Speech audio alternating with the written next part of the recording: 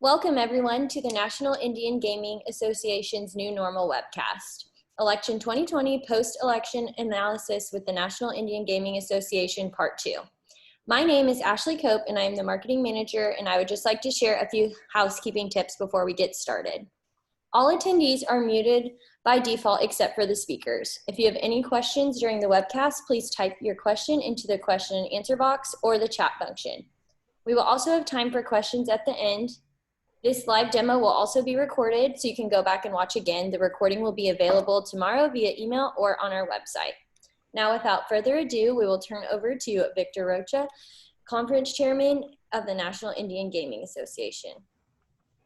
Good morning, everyone. I'm Victor Rocha. My co-host is Jason Giles of the National Indian Gaming Association, and welcome to the New Normal. Good morning, everyone. I'd like to introduce you to our, in today's conversation, we're going to be talking about the election 2020, and we have plenty to talk about. We have our special guest, Holly Cook Macarro, Principal of Spirit Rock. John Hart, again, welcome, John. How you doing, buddy? Mapetsy Policy Group. We have our good friend and first-time guest, Brendan Bussmann from Global Market Advisors. Brendan, how are you doing, my friend? I'm good. I'm glad to be on the program today. Thank you. Well, we appreciate it. I know everyone is very busy and it's pretty insane. I know you guys have crazy travel schedules that you got to get to and airports you got to stand in. You know, I'm not sure if I really miss that, but you know what? I miss that. You know what I mean? I do. You know, I was thinking the last time I've been on a plane was when we were in London, Jason. You know, I got off the airplane, I was exhausted, and, you know, we were still, we knew the pandemic was coming. And by the way, I believe yesterday was the 1-year anniversary of when the pandemic started officially, or something like that. Or maybe it was the day before, when it was first noticed in Wuhan, China. So by the time we got to London in early February, it was already an issue. You know, I was in Berlin right before that, visiting some associate members, and you know, they stopped all flights into Germany on Lufthansa from China and stuff. So it was becoming a big deal. And by the time we got to London, it was becoming more of a big deal. You know, if it would have been a zombie apocalypse, you know, we would have been, you know, I think we would have jumped on an airplane right then. But I remember coming home and getting off that airplane and just being exhausted and thinking, oh, God, I hope I don't have to travel anytime soon. And here we are. You know what I mean? Haven't been anywhere. Holly, do you miss it? No, I actually don't miss it at all. I think it was aging me at this point after doing the coast to coast travel for so long, but it's also, I think for a lot of us, we would have never slowed down the way we have. Right. And I've spent a lot of time with my boys, so I've enjoyed it. Yeah, well, my 3-year-old calls me about my like first that a name. lot. I don't know if they like it as much. Right. Well, also, what people don't know is that, you know, we live in Temecula, and you do a lot of work in DC, and there are no direct flights to DC, right? No. Which is always transfers and such a drag. So you know what? I think the big issue in this election cycle right now is obviously the transition issue. John, could you give us a little information on what's going on with the transition and with the between Biden and President Trump? I think President-elect Biden's handling it the way he needs to handle it. He's not giving the current president any oxygen. You know, President Trump continues to contest the election with a number of unfounded allegations. They're flailing in state and federal courts. It was a bit of a circus seeing Rudy Giuliani try to go to court for the first time in nearly 30 years. Did not make much headway in the progress there, but I think the soon-to-be Biden administration is handling it the way they need to. I mean, they're just putting their heads down. They have a good team put together now.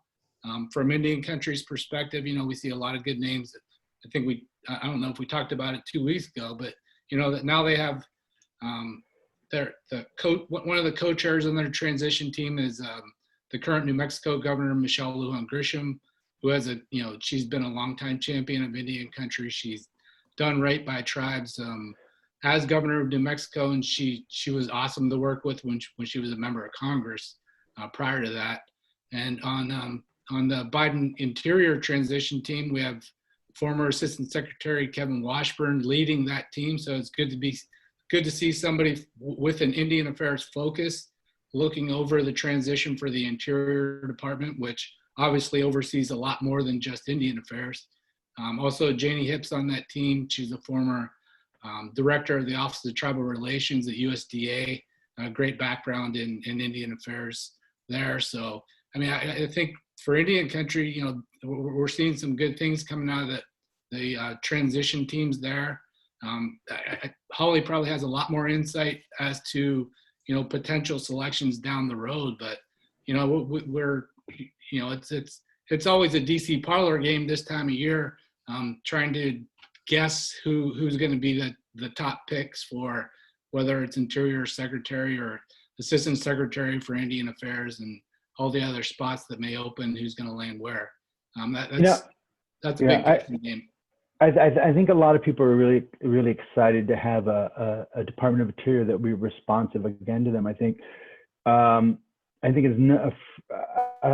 a tribal gaming perspective, I think we can look at the Trump administration as just being very not good for tribal gaming. I don't want to bash them or anything. That's not our job. But I think when you look at the deals with the Wampanoags and you look at some of the other deals, they were just, it was shocking to see that type of aggressiveness against the tribes and stuff like that. And, but, I'm starting to see some good things at the very end here. I see, Holly, I think you can, I saw that they've added the whole missing MMIW issue.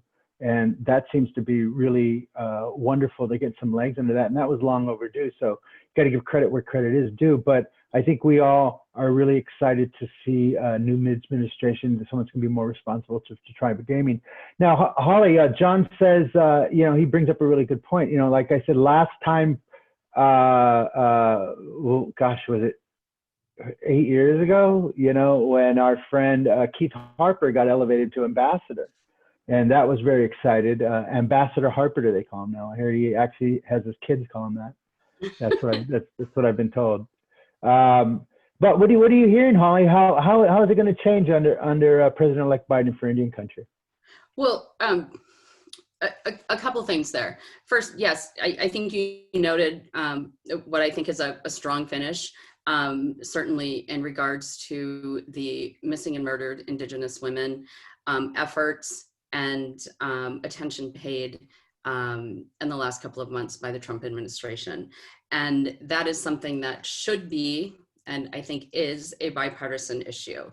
So hopefully that gets us some legs on getting, VAWA reauthorized with the stronger tribal provisions as we move into the next Congress and with a new administration. Certainly Vice President Biden has, he wrote the first Violence Against Women Act. That is his signature issue. And so we partnered with him back in 2013 when we initially had the groundbreaking tribal provisions. And so we hope to continue to build on that. So yes, I think that's an excellent point. Give credit where credit is due. And I'm going to back up a little bit to what John said about Kevin Washburn leading the Interior Agency Review or Transition Team. And I don't know that Indian country has even, gotten their heads around what that means. And I've done a very informal survey of asking folks who've been around DC for the last week and a half, or maybe it's been a week since he's been announced, a little over a week. And whether we've ever had a Native American to lead, not just for the BIA or the Indian Affairs, but an entire agency transition team or department-wide transition team. As John noted, Kevin Washburn is not leading the transition team, an agency review team, just for the Bureau of Indian Affairs and the Office of the Assistant Secretary for Indian Affairs. He is leading it for the Department of Interior and all of the agencies that are part of that. So BLM, Park Service, all of those agencies that are not just Native specific. So I do really think that is a significant and strong first step by the Biden-Harris administration, and could give us a clue as to kind of what type of priority they're going to put on Indian affairs in their administration. Now, I did have a little bit of an issue with the gender parity. We had 3 men and 1 woman on part of that. So I think you'll hear a little from the aunties of Indian country that, you know, we need to work on that, but certainly it gives us some room to raise that with Kevin and his team. But moving forward, I think there's a few things. And John and I can talk a little bit more about this as we do a bit of an outlook, but having Kevin Washburn at the helm, I'm hopeful, and obviously, you know, one of the most brilliant minds in Indian country. So I agree. Yes. I'm hopeful. You know how we always wait. You know, they're going to do, you know, the top line, you know, the cabinet positions. Then they're going to get to, you know, the other major positions. But Indian country is usually left waiting for months for a nomination or a confirmed assistant secretary, or even just the nomination. I think if I recall correctly, John, correct me if I'm wrong, we waited nearly a year in the Trump administration. And I think both for a nominee for the Assistant Secretary for Indian Affairs and the IHS Director. Now that means something to those of us who, you know, work very closely with those offices, and it means something on the ground for Indian country, because the authority that rests with the Assistant Secretary of Indian Affairs at the Department of Interior is important. And when that seat is empty, or we have an acting who does not have the same authority, then Indian country is either left out of the discussions at the policy table, we're left without an advocate on budget discussions, and we don't have the mind, the overarching mind, oh, sorry, my dog, of the overarching vision for Indian country that that we need. And particularly, and then it's almost the same thing over at the Indian Health Service, but when we lack a nominee for the Indian Health Service for all those months, and critical budget formulation conversations are happening, we are left out again. So we need those voices, we need that advocacy.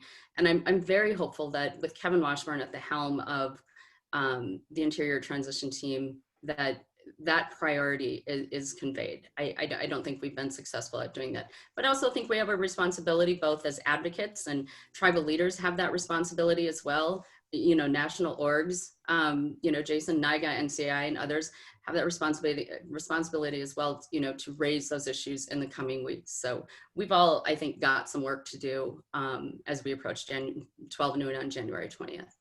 What do you think Deb Haaland's chances are? She seems to have been, her name seemed to have been thrown out there really early, and over the weekend she was, you know, I think receptive to the idea. Is she in play? Absolutely. I you know, and this is something John and I have been chatting about this over the last few weeks, but this is not something that we have ginned up out of Indian country. Right. This is something you know that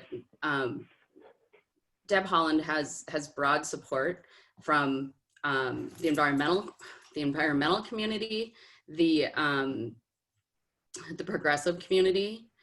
I think Congresswoman Haaland is as well positioned, well, she's certainly as well qualified and well positioned as anyone else to be considered for the Secretary of Interior. Now, I think the game has changed in the last, even in the last few days, but, you know, there was a list, there has been, you know, a list of folks considered that was 6 or 7 names long, maybe, you know, a month ago.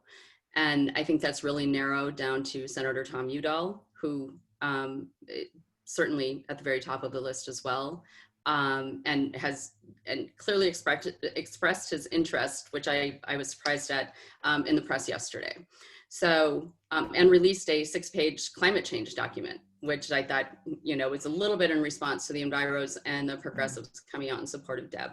So yes, I think more than ever before, we have a Native American who is in serious contention and consideration for the Secretary of Interior. There was a real game changer over the weekend. Deb was also working, Congresswoman Holland, she was also running for the vice chair of the caucus and was intensely focused on that as well. She withdrew from that race on Sunday. On Monday morning, Congressman Raul Grijalva from Arizona, whose name had also been in the mix for Interior Secretary, publicly indicated he did not want to be considered and endorsed Congresswoman Holland. That is really, I think, a key endorsement. He is really working to garner support amongst the Congress for Deb as well. So this is an extraordinary day for Indian country in terms of the folks that we have teed up, and I can talk a little bit more about, potentials as cabinet members get named and, the shuffle that ensues there. But in regards to Congresswoman Holland, I think we are as well positioned as we could be. And really, I think all of us should be sending up some prayers and good thoughts for Deb in the coming days. I understand the process is moving quickly. And so this isn't like Dancing with the Stars. We all can just call in and have her like brought in to, we can. You don't think so? Hey, Brent. Yeah. So Brendan, welcome very much. Jason, I apologize. Go ahead, Jason. Well, let's bring Brendan in. Brendan, how I'm getting really nervous the longer this drags out from Trump. Everyone keeps saying once the state starts certifying, he'll crack. But, he's canceling his Thanksgiving vacation now, whatever that is anyway. His whole presidency has been a vacation. He's going to blow through those deadlines. And then they say, well, when the Electoral College finally certifies, I think that's in December 14th, then he'll start doing the transition. December 14th is a year, it feels like a year from now with all this corona and states going back into shutdowns. How is this going to impact, in your experience, a normal transition? Well, I would say the only thing that you can say with 2020 that I've said from March on is it's unprecedented and uncertain. And I think you probably can say the same thing about the transition, in that you have the Biden team that is moving forward, pushing forward, as my colleagues have discussed on here, with some great nominees, some great representatives and advocates for Indian country out there. And then you have an existing administration that very much believes it will still be in power on January 21st. And that as you can go back to when several cabinet secretaries have said, we're going to have a nice orderly transition of power into a second term. So you have a conflicting ability. I think you bring up a lot of valid points along the way from a timeline perspective. And I think obviously, sitting here in Nevada, yesterday and Monday were definitely defining points in the certification of the election here, especially in Clark County, because you had the Clark County Commission that's supposed to certify all of Clark County that said, we'll certify everything but one of the commission districts that literally was decided by 10 votes. Out of that, I think it was, and don't quote me exactly, I think it was 936 irregularities off of that within that district. And so the commission basically said, as opposed to running the legal course on this, we're just going to have a special election. In response to that, the Trump campaign filed lawsuit here yesterday in Clark County to toss things out and delay the certification. So between the delays in certification, how that plays into the Electoral College when it meets on the 14th of December, I think sort of the last line of demarcation is when Congress comes into session in January, which unfortunately would leave you 14 days in transition to power, which, it's a tight time frame anyway from November to January 20th if you're transitioning off of any of these, because, you're moving so much, and especially if it's a switch in party, over everything, because, if I'm the secretary of X department, I'm out the door as soon as I, as soon as 12:01 hits on the clock. So, I don't see an orderly transition happening at this point, which will delay things, obviously heading into 2021 and so forth and going forward. The other thing I think that is very important to consider, and Holly started to broach this just in general, is the fallout. So, as you see different members of Congress and different senators potentially picking up posts along the way, those people that fill in behind them just become as important, if not more important. And I think you're seeing the most jockeying off of that right now in the Senate, that sits 50-48 in control. And obviously all eyes are on Georgia heading into January off that special election, and obviously the existing recount that exists there. But that will help dictate the agenda going forward into January and into 2021 as it relates to a new Congress and a new administration. I think if we just expect chaos all the way through, I think then we won't be disappointed. I don't see any other. The reality is, Trump is not going to change. He's on his way out. He's wounded. He's hurting, and he's going to take as many down as he can on his way out. And that's just the reality, and that's what we're seeing, But what scares me is that this all relates to the pandemic. We're all waiting as business people and as entrepreneurs for it to get back to business. And, we can't go back to business without a vaccine. Now, today, Pfizer said that their vaccine is 95% successful, but then now you're starting to see this anti-vaccine thing pop up, and in Indian country, it is code red. White Mountain Apache. You're talking about Navajos. It's going back again. You're looking at New Mexico. You look at Michigan. Yesterday they announced they're going to go 3 weeks. They're closing all the casinos. Commercial gaming are closing, and a handful of tribes said they're not going to close. And a couple said, like Bay Mills this morning, said they will close. So. That adds to that chaos, which just really disturbs me. I guess like everybody else wanted to go back to normal so we can do business again, but it just seems to be dragging on. There is no bright light at the end of the tunnel yet. Don't you agree, Jason? He's speechless. I know I got him speechless. Now my stupid mute button. Yeah. I don't know. I mean, Victor, that's why, they bring John and Holly in this, because they've been through a bunch of transitions for Indian country. That's true. I myself have only been through 2, and it was pretty seamless from, Bush to Obama, and then Obama to Trump. So, I guess it's a good thing, right, Holly, that Biden already knows where all the doors are and can just maneuver around, and same with Kamala. And probably I would guess when you bring people like Kevin Washburn in, he doesn't need a lot of time to get things in place either. The problem is, like you're saying, Victor, it's like, here you go, potential war with Iran, and Right. Yeah. Potentially 200,000 cases a day by the time Biden gets in, with 2,000 deaths a day. And, we got all these great vaccines, but no real plan to distribute them out there in huge freezers or whatever it's going to take. And also no plan to convince people that it's safe, because I assume you got a lot of Trump voters that are never going to take this thing, because, there's people dying in Rapid City who up to their dying breath say it's not COVID. So, well, you talk about that article this week, and I saw the Twitter with this nurse.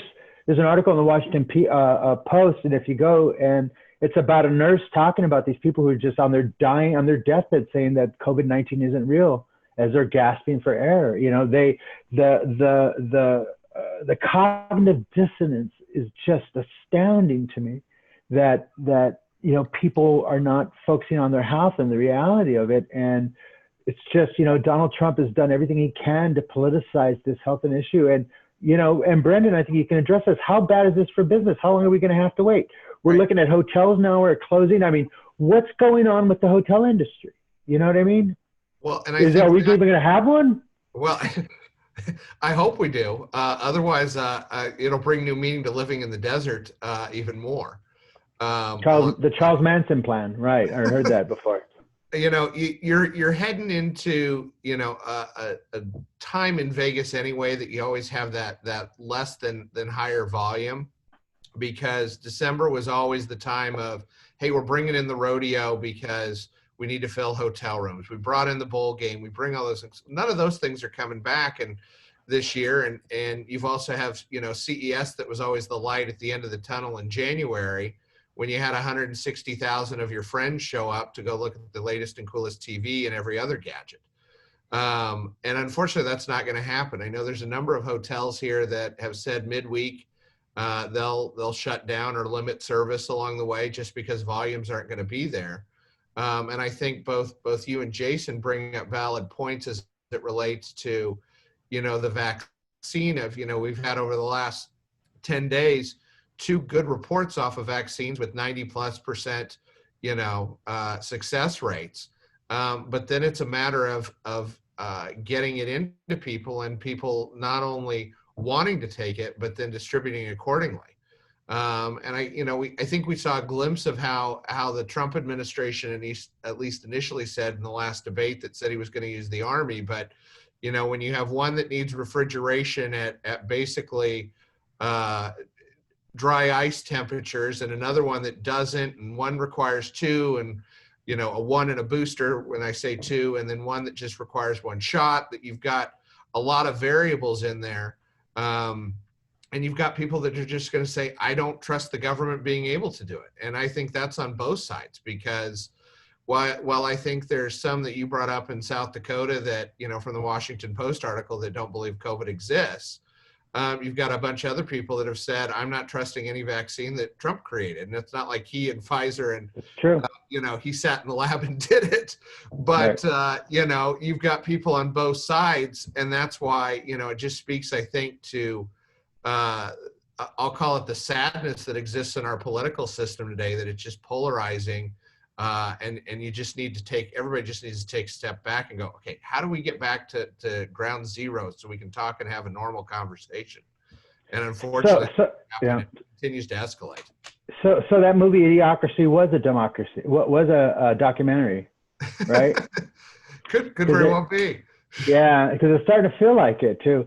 So Holly, what does this mean for Indian country? It really is code red all over for tribes. And I think it's very important with this administration that even though we are, they are being blocked in transition, which is very unprecedented. I think you have to go back to the British burning down the White House to get something that traumatic. But what does this mean for Indian country? It just very concerns me. My heart is very concerned about our people. Hey, Victor, as an aside, since you just brought it up, the British used the NIGA headquarters, their own headquarters, while the general burned down the rest of D.C. A historical fact. I'm just saying there's precedents for this. That's all I'm saying. You know what I mean? I've seen precedents. And so again, Washington D.C. is burning, Holly. What do you think about that? The irony here is rich, that the National Indian Gaming Association has taken over the British headquarters. Is that true, Jason? Wow. That's fantastic. 100% true. And the descendants of that British general, like 5 years ago, returned a bunch of items that he had taken from the NIGA building. It was the headquarters. Ashtrays, towels, we've all been there, man. We've all been there. The Librarian of Congress at the time, the general took all his personal effects and kept them for some reason, and the family returned them to the Smithsonian 5 years ago. So, wow. Wow. I'm sorry, Holly, I interrupted you with my brilliance. That was a terrific factoid. Thank you, Jason. I think both Brendan and Victor, you touched on something that the impacts for Indian country. I think what we're about to see is a return to normalcy, and we've heard that phrase, quite a bit over the last. Has it even been 10 days? It hasn't been. I guess it has 10 days since Biden was declared the victor.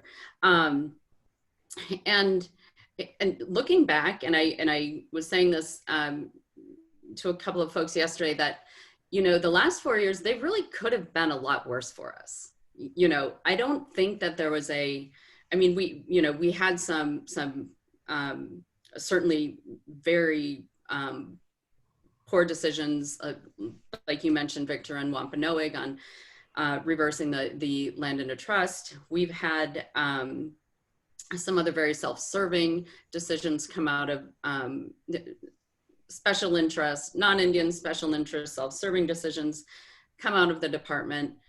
But in terms of there ever being a comprehensive Indian policy administration-wide driven by the White House that all of us, I think, were in fear of, given Trump's history in Indian country and animosity towards the Indian gaming industry, I think the potential for what could have been, I do think we dodged a bullet to some degree.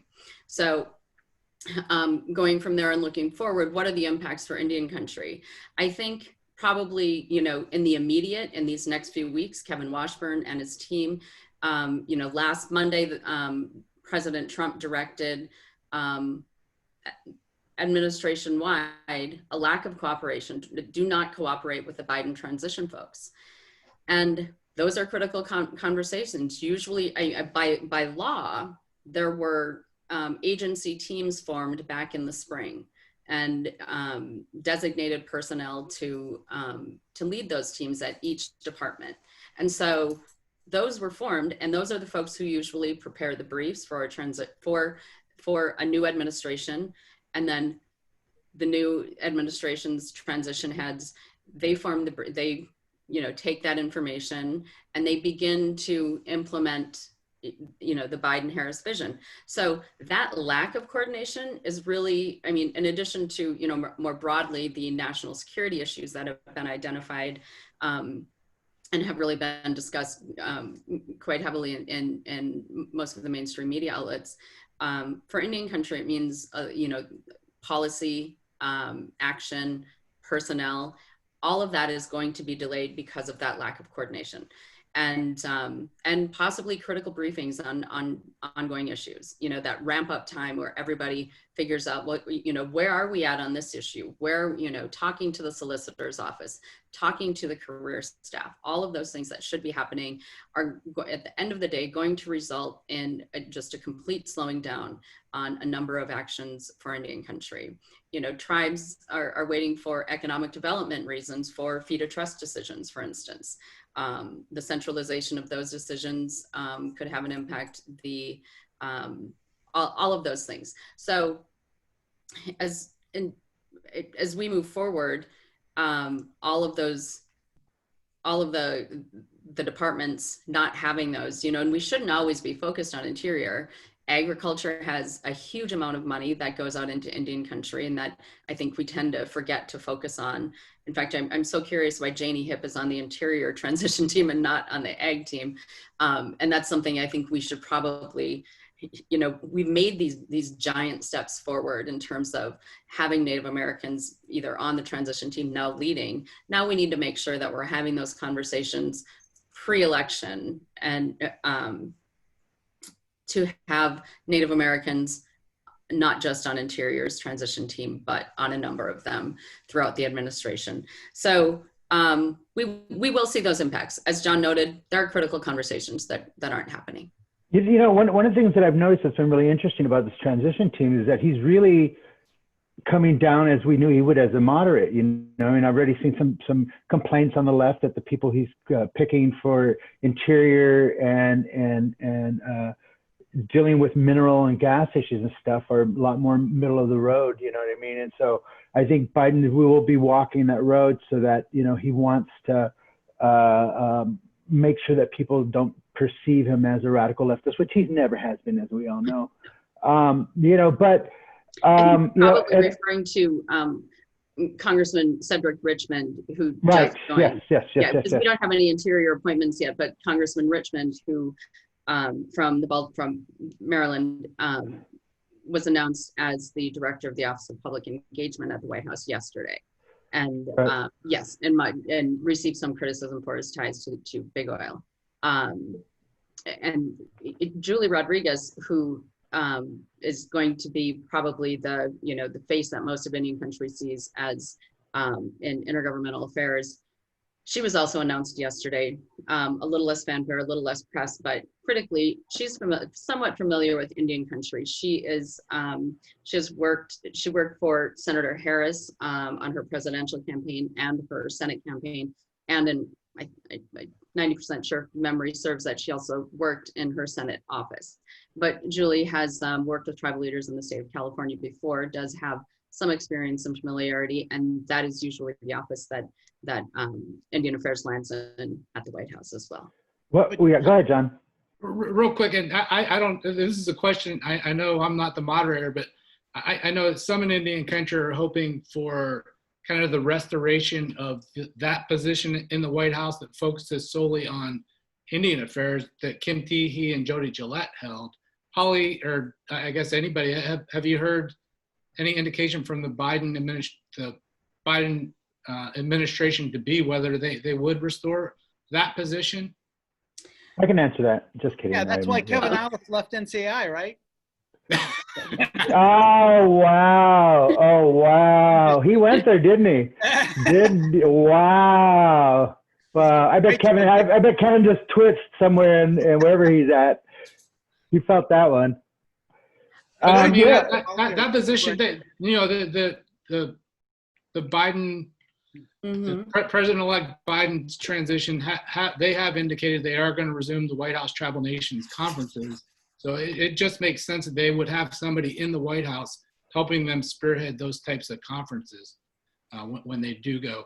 But Victor, one thing I want to touch on, because we keep talking about the transition and January 21st, but we've got more than 2 months until then, and we were talking earlier about the fact that Indian country is hurting right now, not only tribal enterprises, but our people on the ground, in terms of unemployment, food shortage, not to mention the significant health scares. I know the San Felipe Pueblo, where I'm from, we're again experiencing a spike that was much harsher than we experienced back in March and April.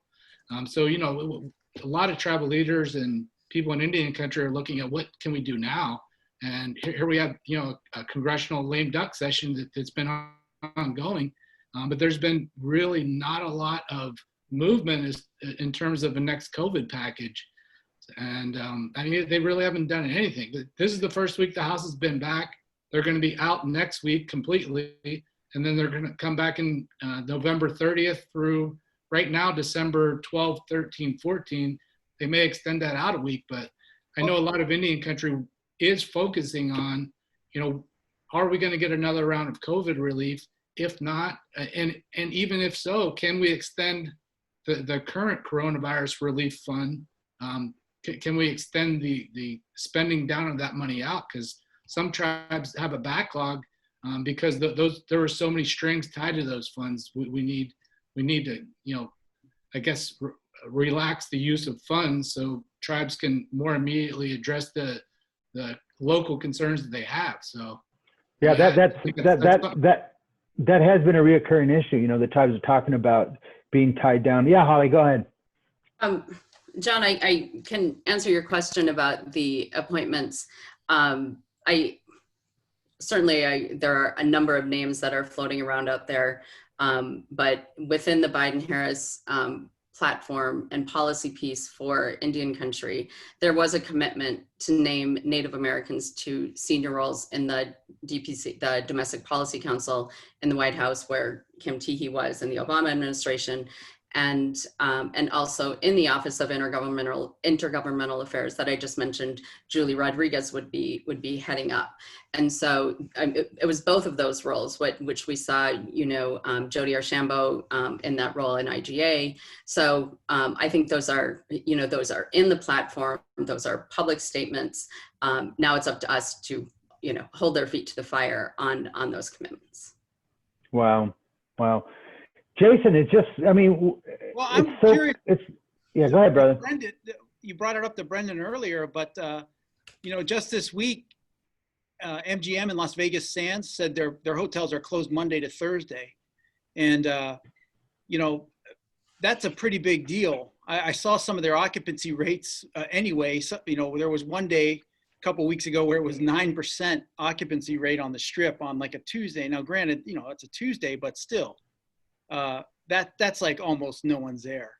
Yeah. I mean, what are they going to, this COVID relief package, you know, all those workers up and down the Strip, that would benefit them too if they got another $1,200 check in the mail and extended unemployment benefits. You see, Holly, you spend more time with your son and they sneeze during your They're totally comfortable. I'd rather have that dog here right now. But also homeschooling and doing this conference at the same time are kind of tough on the same computer. You know what I mean? Brendan, you know, we need your Nevada senators and your congressional delegation to get this thing through, because you know you're in a service industry heavy state, and I don't understand. They've got to do something here before December 11th and get money out there. Well, and I would agree with you. And I think, you know, everybody sort of pointed to, they thought, you know, especially like with the $1,200, oh, it'll get done before the election because everybody wanted to give everybody a check and be able to do that. Obviously, that didn't occur. You know, now the question is, okay, once everybody gets back in, nothing's going to get done this week at this point. At least I don't see it. So you become after the holiday, and it just becomes how divisive is it there, and the uncertainty, obviously, on the executive branch side.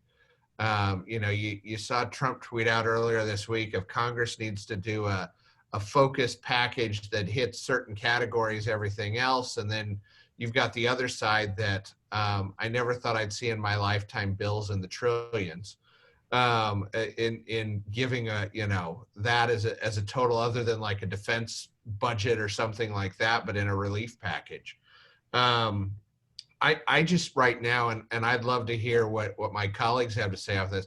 I don't see anything happening right now until January for a relief package, unless it happens in the darkness of night at the end of December, because you know, things have taken a tremendous turn for the worse. But I mean, you even got the Fed sitting here going, Congress needs to pump more money into this. We can only do so much. So there's a desire to do it as it relates to things here in Nevada, you know, I think, and elsewhere. You know, you talk about 9%. I was traveling, this would have been 2 weeks ago. And when I checked into my hotel, I asked the guy, I said, so what's your occupancy tonight? And he said, 8%. And I said, I have two questions for you. One, why are you open? But two, I'm assuming this means I get my upgrade. Right, exactly. Three, I'd like to look at the golf course. Right. But, you know, you're sitting here just dying on the vine off of some of these things. And especially for a town like Vegas that is so dependent on Lyft and meetings and conventions and business and that non-gaming side, that, you know, when this first all started, I said 2022 would be our first year of recovery off of everything. I've now said it's 2023 and it could go longer. Oh boy, I don't even want to hear that, man. Well, John, you know, it's just because you've got everything delayed out. But Yeah. That's why regionals and tribal facilities are rebounding quicker, just because of the ability of quickness. Now that obviously is going to take a turn as you see things like in Michigan and elsewhere where you have shutdowns. John, to his point, you've got Grassley, who's now confirmed positive COVID. So he's probably out for a week or two, and hopefully he survives it. He's 87 years old. You got Lamar Alexander, who's already in quarantine. All of a sudden, as we saw yesterday when the Federal Reserve nominee got voted down, McConnell doesn't have a lot of votes anymore. And then you've got this interesting situation with Mark Kelly in Arizona, and most people don't realize that was a special election. So he gets seated December 1st. So McConnell loses another vote. How are they, I think Brendan's right, how are they going to get this done before January? And then, God forbid, if Trump vetoes something, I don't know what they do then. I mean, and not to mention 6 or 7 House members that recently tested positive. I mean, it's just not a place they're going to want to be with everybody, you know, catching the virus on Capitol Hill.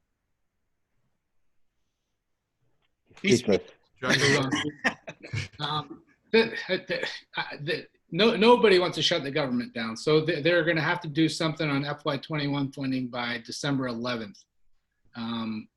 But at the same time, there are a number of critical safety net programs that the CARES Act put in place that are going to expire the week after Christmas. I mean, unemployment, evictions, a number of other things, not to mention the PPP has run out.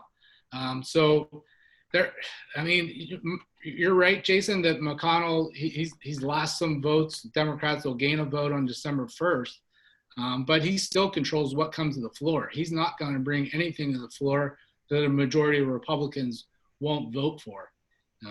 The majority of the healthy Republicans that can vote won't vote for. So it's, and on the House side, I think Speaker Pelosi is, she's lost a little bit of power after the House elections. She still maintains a healthy majority, but that's going to change come January 6th next year. So and Biden has been encouraging folks to compromise. I know over the past week or so he's been urging Senate Republicans to take up and pass the HEROES Act, but at the same time he's been urging compromise. And I think it's unlikely that they do compromise, but in order to really get a compromise, it would have to be a win-win where folks both go home with something they can out.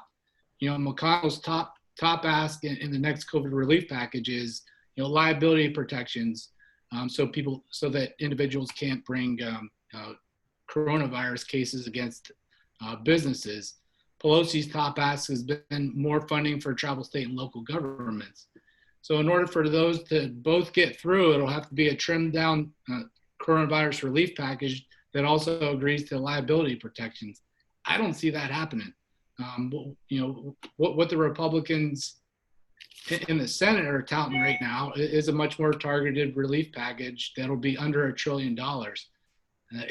That's a heavy lift for Pelosi to get through her caucus on the House side right now, I think. So what likely we end up seeing get done at the end of the day is whatever they can tack onto that FY21 funding package, which hopefully will include an extension of time for tribal, state, and local governments to spend that current coronavirus funding down, and maybe some of these other critical needs, whether it's a small amount of PPP, extending unemployment, at least to get us a bridge through March or so, and when we can start seeing more vaccines going out and actually getting distributed and put into people.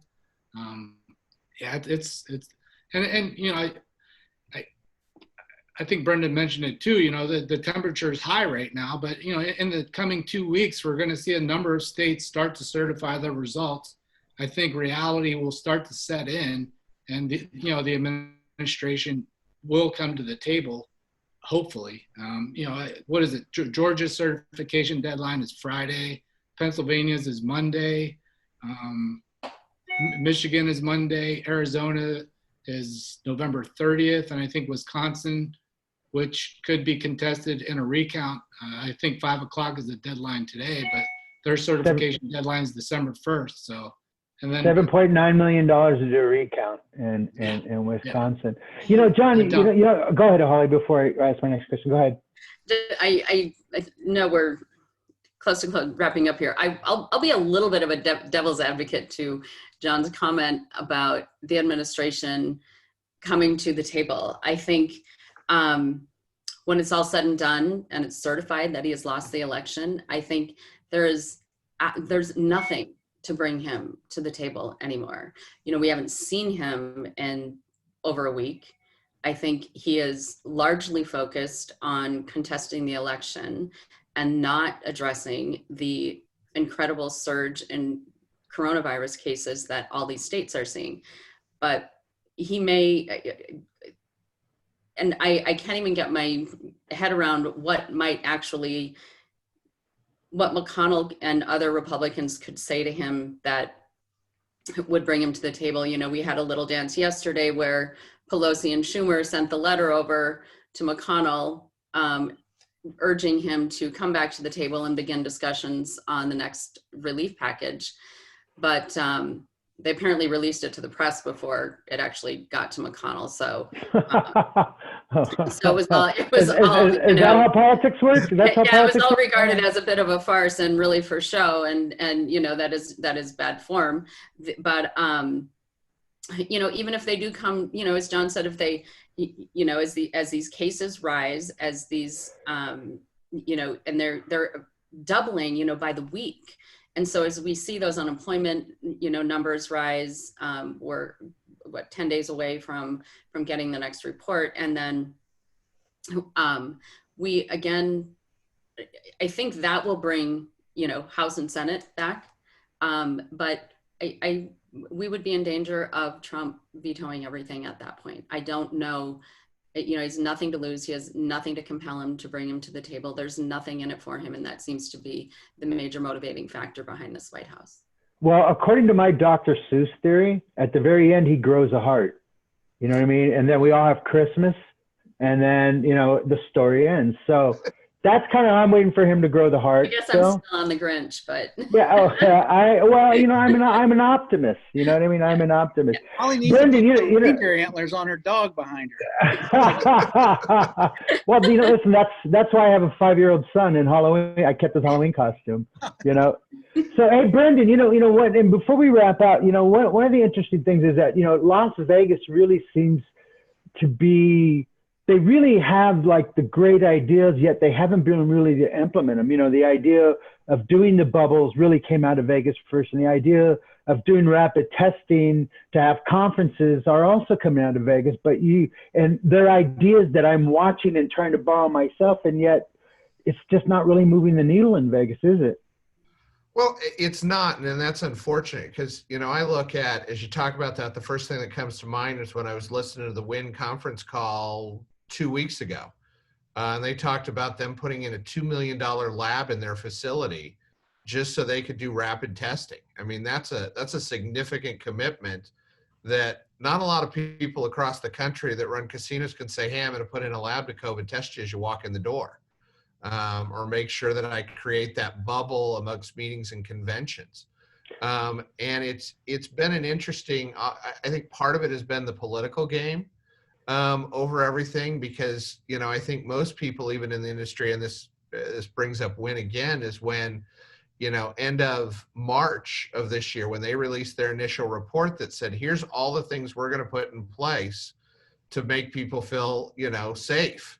And I know when I sent that out to a lot of our partners, and especially on the tribal side, they're like, this was a godsend because they thought of things we didn't along the way that helped improve our measures as you start to see reopenings in April and May and beyond that. And the problem with Vegas is going to be, it's a little bit of the political game over everything. The industry still has not really gotten any traction on the meeting and convention side.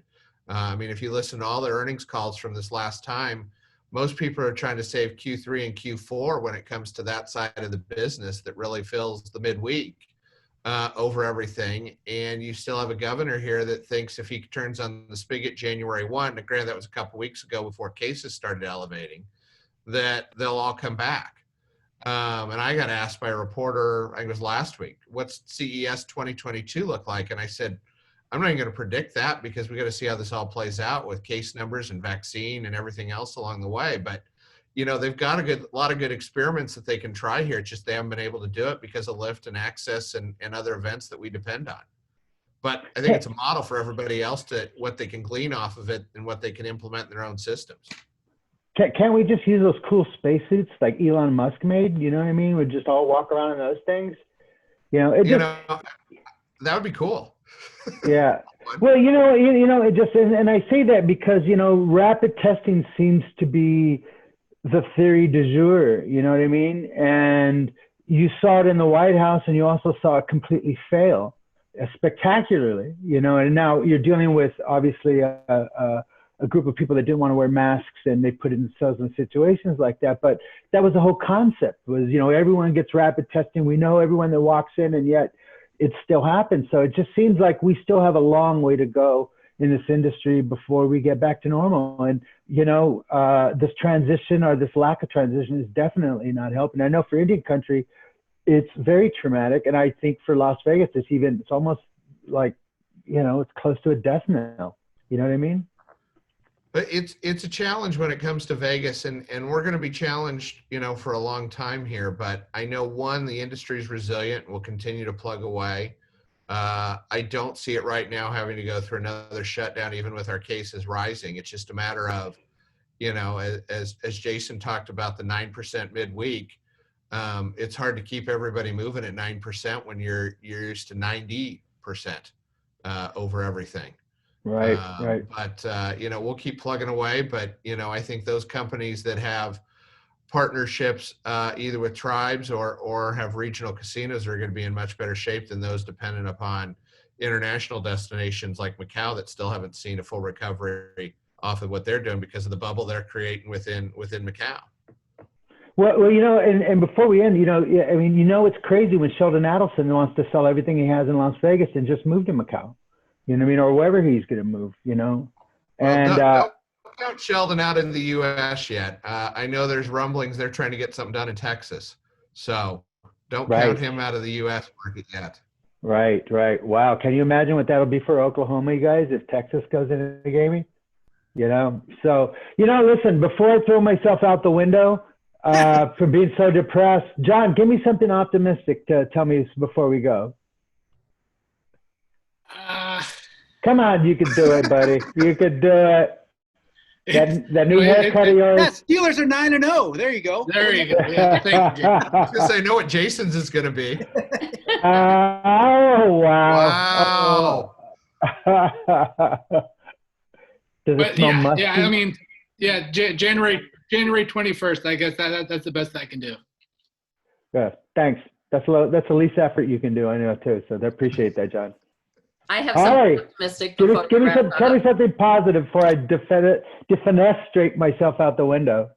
I want to note that I was on the Hillary campaign, and I watched her make that historic run, and there was a lot of conversation about little girls everywhere can now know that they can do this, they can run for president, and the visualization. But I didn't realize until that I saw Kamala Harris take the stage last Saturday night and became unexpectedly emotional that it meant a little more, I think, to the little girls in Indian country to see a brown woman up there. That meant us too. That meant the visualization. Because I don't know how many little girls in Indian country see themselves in Hillary Clinton, but we certainly see ourselves in Kamala Harris. So the historic nature of what took place last weekend, both a woman of color, and someone who has such a strong voice, and hopefully it plays the role to President Biden that Vice President Biden played to Obama.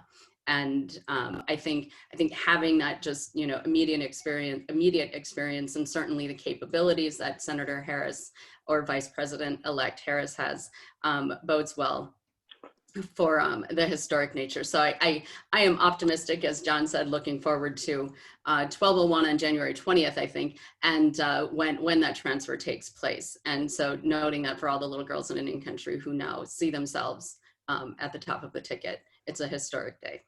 That's a great message. Brendan, top that. I don't know if I can top that other than I have full faith in our industry. Sorry, man. That's okay. Just set me up and I'll just sure did. out the window like you were talking about. I threw you out the window instead of myself. I apologize, man. That's okay. It's okay. I'll just say I have faith in our industry as a whole to get through what we're going through right now. And I know if anybody can get through this, it's the industry itself, and we'll reinvent ourselves as we need to. So it's belief in all of us. I think that it's probably the only close thing I can come to what Holly talked about. No, you're absolutely right, Brendan. The smartest people that I know are in this industry, in Indian country and commercial. So if anyone can do it, it's our industry, and Jason, my brother, thank you. We're running a little over. I want to thank all of our listeners and viewers. We appreciate you guys being out there. We're going to be here next week. We're trying to put a show together on rapid testing so we can really find out what the truth is and what that means for us. So again, I want to thank my guests, John Hart, Holly Cook-McCall, Brendan Bussmann, all the girls in the back, thank you. And of course, my co-host, Jason Giles. So everyone, thank you very much. We'll talk to you guys next week. Bye. Hey, Rich, thank you for having us. Thank you.